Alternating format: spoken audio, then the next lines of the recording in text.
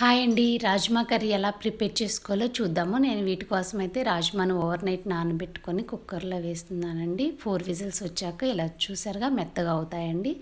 ఇప్పుడు గ్రేవీ కోసం ఆనియన్స్, అల్లం వెల్లుల్లి తీసుకున్నానండి. అల్లం వెల్లుల్లి ఫ్రెష్గా దంచుతున్నానండి. టేస్ట్ అయితే బాగుంటుంది అలా వేస్తే.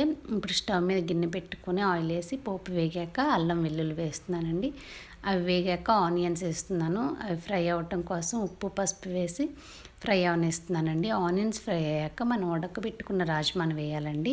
వాటర్ని వేస్ట్ చేయొద్దండి. వాటర్ని కూడా కర్రీలో వేసుకోండి, టేస్ట్ బాగుంటుంది. ఇప్పుడు దీనికి సరిపడా ఉప్పు, కారం, గరం మసాలా అండ్ చింతపండు రసం వేస్తున్నానండి. నేను టమాటాలు యూజ్ చేయట్లేదు, ఇక్కడ చింతపండు వాడుతున్నాను.